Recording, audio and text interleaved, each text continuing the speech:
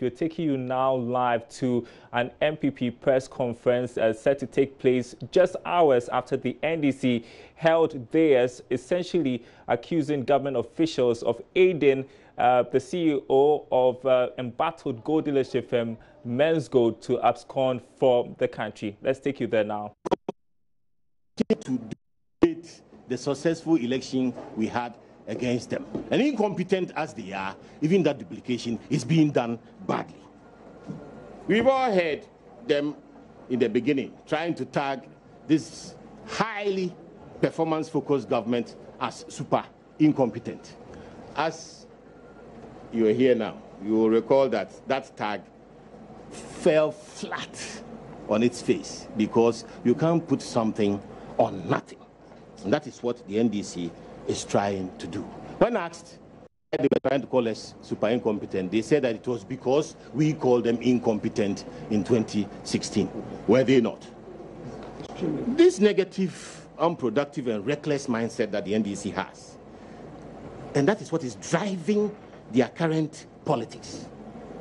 Got the entire leadership of the NDC mobilized behind very expensive electronic media, radio, and television this afternoon to tell a heap of political lies about the sad and difficult situation some citizens of Ghana are experiencing with the Menzgold matter.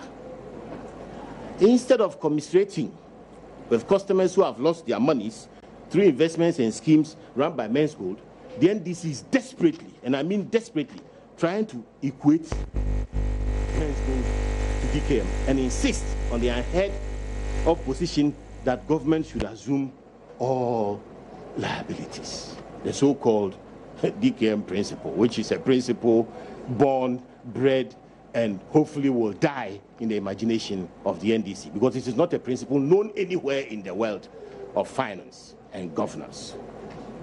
The NDC raises 2 or 3 critical matters. One, that number one benefited from celebrity endorsement because he was seen to have taken pictures with the President of the Republic and that he went on a trip with the Minister of Tourism. Ladies and gentlemen, since when have members of the public and stakeholders, local, international, been barred from engaging democratically elected presidents and their governments? Is the NDC telling us that the picture of the then President Mahama and globally acclaimed gay rights activist Andrew Solomon in bed meant that John Mahama is gay and that indeed John Mahama endorses homosexuality and is actively lobbying for homosexuality in Ghana? The evidence is there.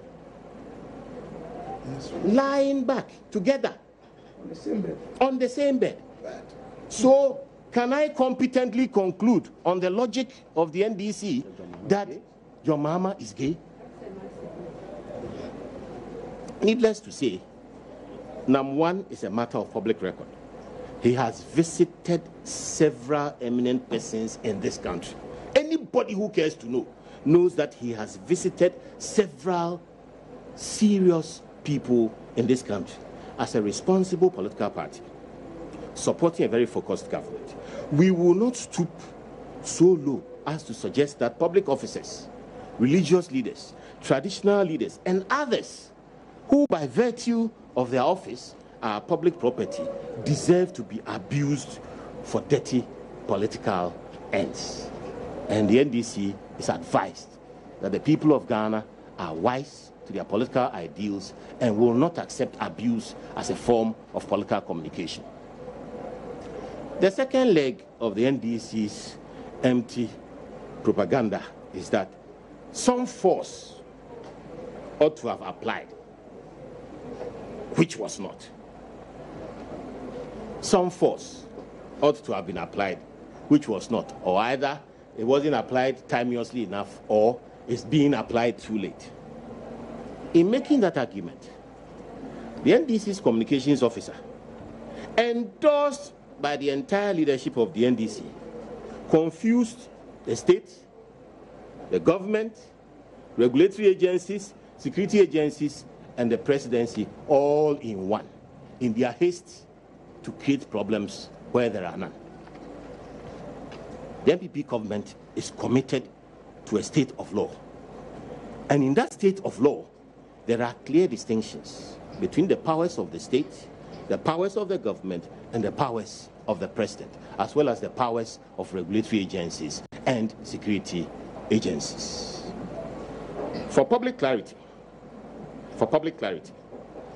it is on record that in 2012, a docket was allegedly built by the Ghana Police Service saying that 53 people had been defrauded by NAM1. Then it was a security matter, wasn't it? Was it the matter of the government? Was it the matter of the president?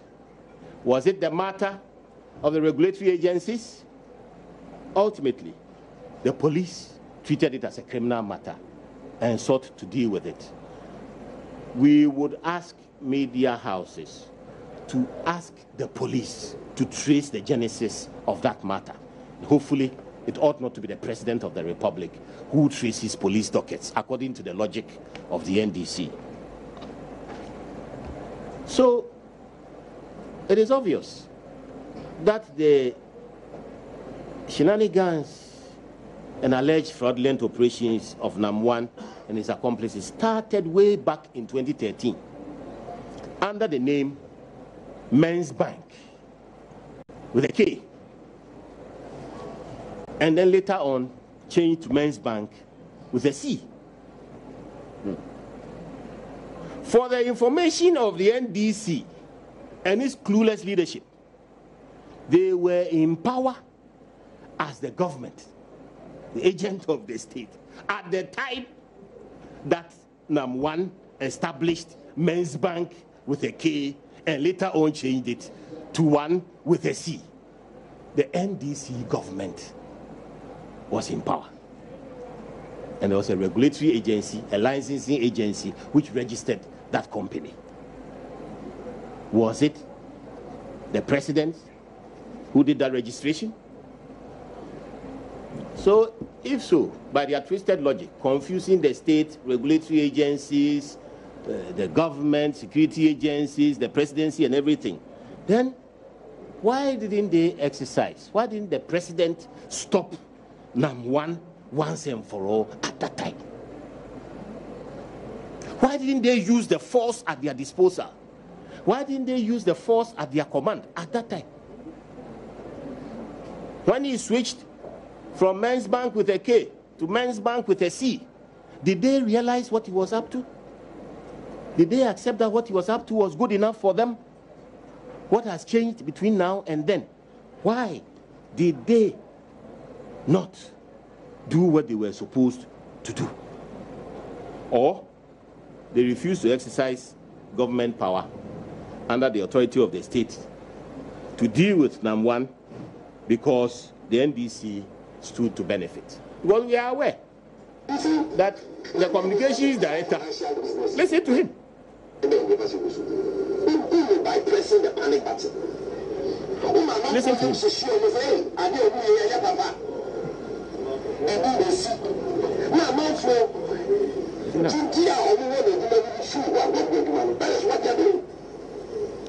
is our letter when we about the train.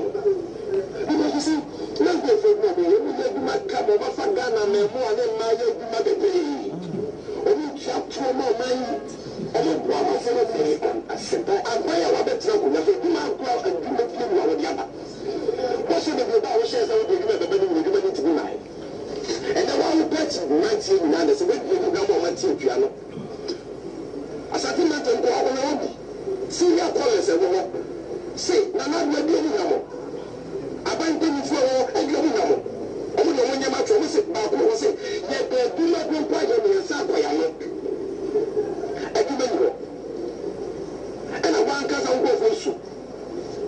Then you have private people are not trying to do something to help this country, to create employment.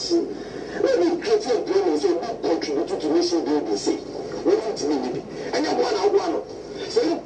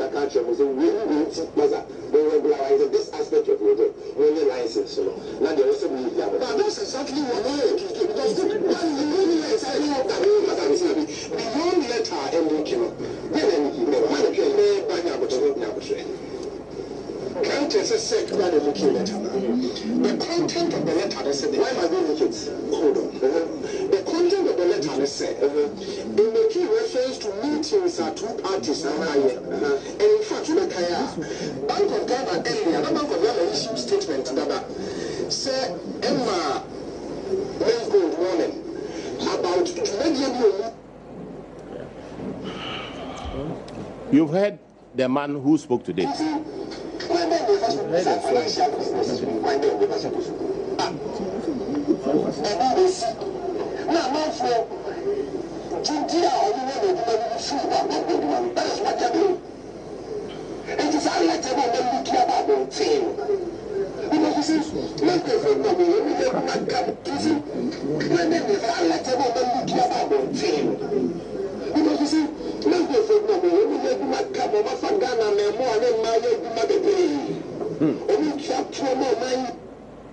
Well, so you've heard them. When they are comfortable, they say one thing. And today, this is the twisted logic of the man who spoke saying that government didn't act. When government acted, when Menzgold was warned, this man sat in a radio studio which has international audience and traduced government. It was a very good business. They were creating employment. They were creating profits for people. They were doing very well. Government was using the law in a way that was far-fetched. Far-fetched. Government should not have used the law. He didn't talk about state. He didn't talk about president. He didn't talk about regulatory agencies. He was busy heaping praise on Menzgold and NAM1. And then he turned around to say that what Menzgold had done, our government had not been able to do. Is that true? And this is the man who led the useless vacuous onslaught today. This is the man behind whom the leadership of a hopeful opposition who wants to come back into power are arranged, telling Ghana to believe in them as an alternative. This is the man who would purport to tell all of Ghanaians what to do.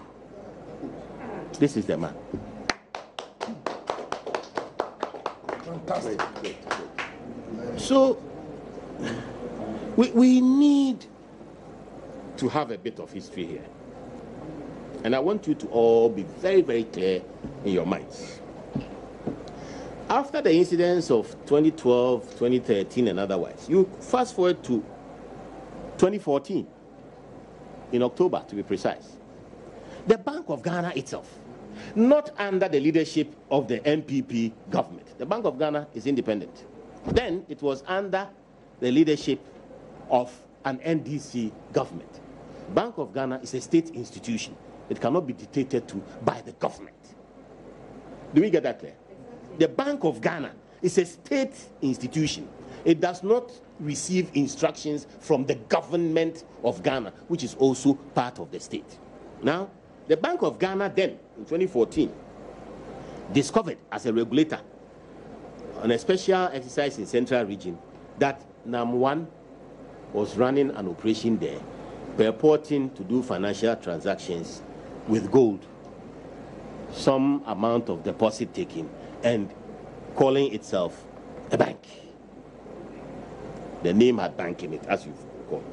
On March 11, 2015, still in the era of Sami Gyamfi, I think then he was a student trying to learn law. Now I don't know about his law, but the Bank of Ghana issued a directive, and I will give you the reference number.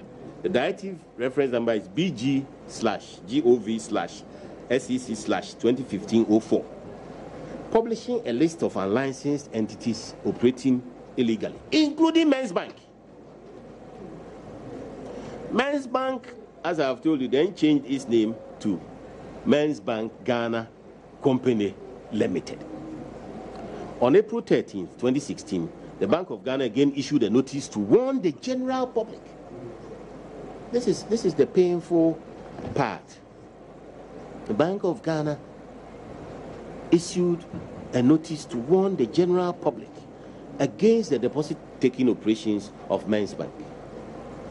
And on 22nd July 2016, Bank of Ghana again wrote to Men's Bank, cautioning it against taking deposits as an unlicensed activity.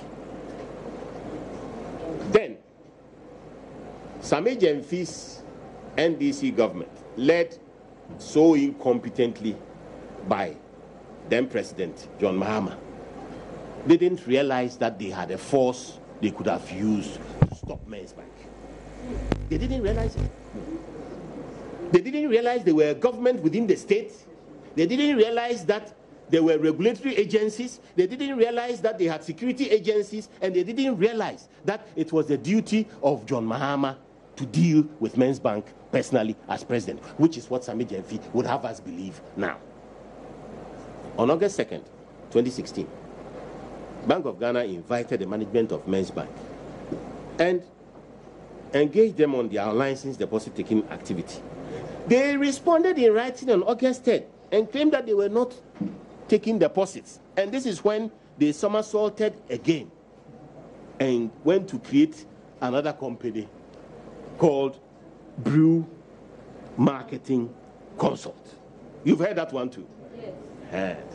So what they did was that they changed the modus round and said Brew Marketing Consult was now going to take money, and then you buy gold through Brew Marketing Consult, and they will keep the money for you. This was under the watch of the NDC government, which was using the power of the state as a government. Couldn't propel the security agencies in the direction that today they want us to go. They didn't have any bite in their time. Now, obviously, with this kind of record, you will lose power, which they did. They were given a thorough political whipping. An incumbent, an African government incumbent, which lost election by over 1 million votes. 50 plus one before then had been very tight. This one we saw a 53 and a way down 44, which I hear is still dropping. It's still dropping. So they lost power. In February 2017, under a serious government, another meeting was held with the company. On July 19th, the Bank of Ghana issued another letter to them asking them to desist from taking deposits. Then they quickly changed their name to Menzgold. That is where the so-called gold collectibles operation started. Now, as a serious regulator, listen to what the Bank of Ghana did. As a serious regulator now, in an era where we are fostering rule of law, in an era where the presidency is committed to the rule of law, in an era where no wrongdoers will be shielded, in this era, the Bank of Ghana, as a serious regulator, took steps and undertook what it called mystery shopping. And it's so important that I'll read it out. The Bank of Ghana sent somebody anonymously to there. The first time they went, attempting to buy gold, they didn't see any gold throughout the transaction. Menzgold collected the cash with the explanation that they will purchase the gold from Brew Consult. In the second case of mystery shopping, the mystery shoppers were given a piece of gold.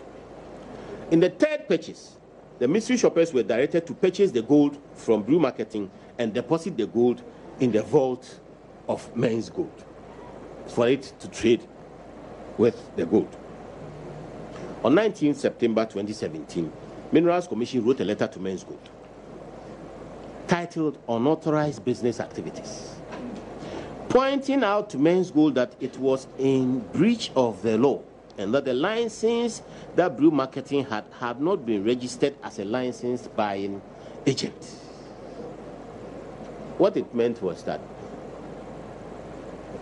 Brew Marketing and Menzgold had been licensed by Minerals Commission to buy gold locally from the small-scale sector and export.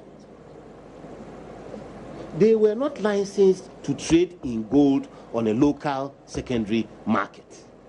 They didn't have that legal right. In June 2018, the Bank of Ghana conducted a joint visit with Minerals Commission to license gold traders and refineries in Accra to understand the nature of their operations better.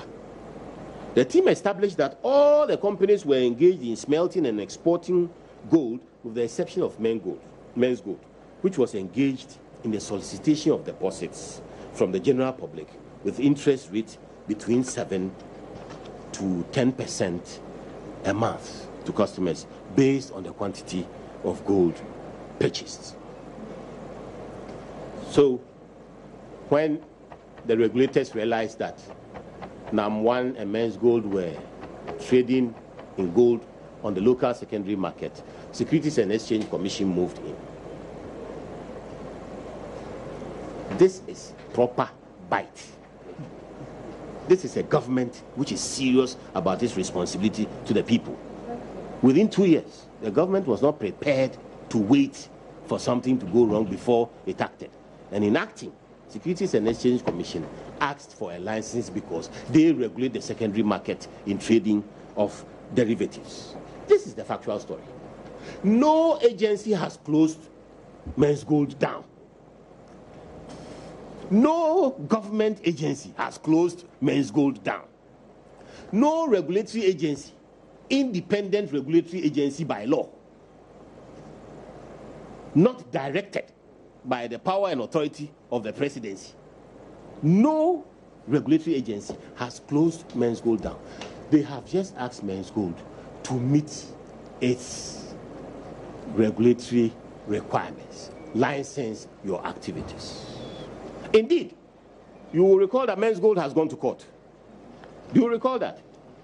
And you recall that very recently the court has told Menzgold to go back and engage the Securities and Exchange Commission in exercise of its regulatory functions so that it is issued the appropriate licenses and legal instruments for it to carry on its business. If this was a business that had been shut down, would it be in court seeking to avoid regulation? This is the factual story. So please, NDC, be kind to the people affected by this. And let's avoid the lying politics. That will not solve the problem and or give any peace to the people involved. We are listening to Mr. Sami Jenfi, the communications officer of the NDC, telling the whole world that they were doing well and the law was far-fetched. Today, he is quoting the Constitution of Ghana as saying that the Constitution of Ghana entitles everybody to collect their investments from the government. Did you hear him? Did you hear him? I mean, Constitutional Law 101. The Constitution of Ghana preserves the economic rights of people to the extent that all economic decisions taken within the state and the private sector are supposed to be indemnified and paid for by the government of Ghana when there are losses? He goes on to talk about the law of liquidation and all that, and in one breath he's saying that government should have moved to liquidate. Has anything been established about liquidation? And then the government should pay. If he doesn't understand the law of liquidation, if you liquidate, it automatically does not mean the government pays. Liquidation does not mean that government pays. When you liquidate, there's a structure, there's a hierarchy. Statutory liabilities first, and then for the rest, an agreed level based on recovered assets. Great education. Based on recovered assets. That is the law. Mr. Sami Jemfi and the NDC leadership, that is the law. The law is not that the Constitution enables the president to pay everybody. And so NDC leadership will go and throw money somewhere in the air and expect the government to pay for it. And if they want to buttress this with the propaganda list, that funny list they've taken out there, I refuse to respond, but you know, one of the reasons I refused to respond, the money they said I'm taking was too small. You know? Equally, very small. They said I'm going to take $10,000 from. You know, that is ridiculous. You're talking about secret payments, you know, trying to create a political situation out of nothing. It is so insensitive. It does not reflect a culture of good governance. It does not demonstrate a group with a clear ideology and a sense of direction who seek to lead Ghanaians. It does not offer the majority of Ghanaians any clarity as to how they are going to husband the resources of this country. As we sit here and as we listen to this, the NDC, the entire NDC leadership, is leading not only people who believe in the NDC astray, but Ghana and the international community on a disgraceful path of misinformation and propaganda, which belongs to yesteryears. 20 years ago, you could do this kind of propaganda and get away with it. Not now. Now the law is friendly. Everybody can read the law. Nowhere does the law of liquidation say that the president pays the bills. Nowhere. Nowhere in the Constitution does it say that the president assumes the liabilities of all Ghanaian citizens. And then he ends up by saying that Yoko is more powerful than the president. So if he knows that Yoko is more powerful than the president, why did he go to Yoko? Why is he bringing the president's name in? In an ideal state of law, the police, Yoko, all those people are powerful, more powerful than everybody, because we are all equal before the law. We are all equal before the law. So I urge Yoko, I call on all statutory security agencies, provided actions are ripe for them to pursue, that they must demonstrate to Ghanaians the reach of their authority. It is not about the presidency taking pictures. So, Menzgold happens to be one of the problems that the NDC have left us to clear. We have cleared a lot of their mess since we came. We had to clear the mess in the banking sector. It has cost us a lot of money. Licensing ghost banks and running the money around amongst themselves, including the family of the then president, taking huge loans from government banks and destroying the asset base. We have money to clear that. We have cleared the arrears they left across the economy, from health to school feeding, not to talk about road fund. We have cleared. They actually took government money at some stages to put in private banks at a low interest rate and borrow the money back at a higher interest rate. Are you aware of that? That is the NDC for you. That is the NDC for you. So we will allow the law to work. And in doing so, nobody will be shielded. Now, let me, as I conclude, say a few facts about the Rebecca Foundation and the NAM mission. It's so unfortunate, the desperation of the NDC. The Rebecca Foundation collaborated with GCB Bank, Future of Africa Foundation, the BRAIN Project, and the Global Health Consortium to undertake free medical screening and surgeries tagged Restoring Hope. From the 5th of March 2018 until the 5th of April 2018, the group was made up of Ghanaian, German, and American doctors. Now, health screening under this project was carried out in several hospitals, including Rich Hospital, La General Hospital, Kolebu Polyclinic, Usher Polyclinic, Tamale Teaching Hospital, Family Health Hospital, St. Michael's Hospital in Praso, Kumawu Polyclinic, and surgeries were also carried out in Ridge Hospital, La General Hospital, Kolebu Polyclinic, Kolebu Teaching Hospital, ENT Department, Family Health Hospital as well.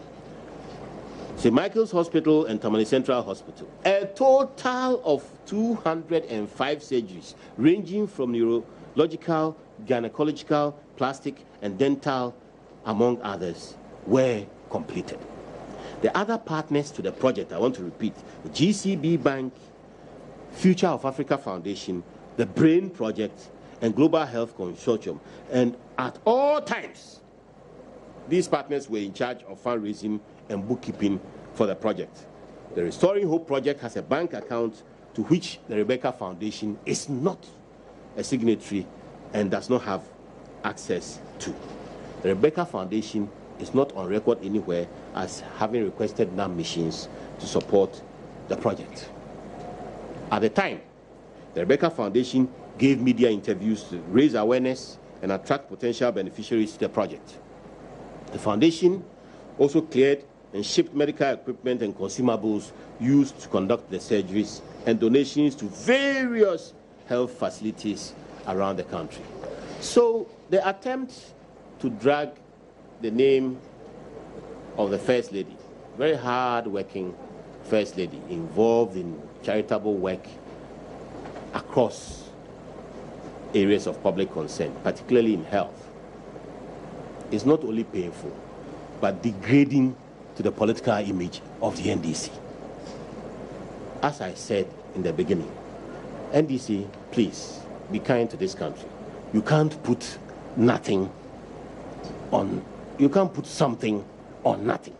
When there isn't anything, you can't put something on it. And that something itself is made up of cotton wool. It's vacuous. It is air. There's nothing there. It is that reason that has compelled us. We would not have responded otherwise. But the spread of the viciousness is what compels us to respond. We seek to create a more salubrious environment for politics in this country. We seek to move towards issue-based politics, and we hope the NDC can follow us there, because otherwise they will stay in opposition for a very long time. Thank you very much for coming.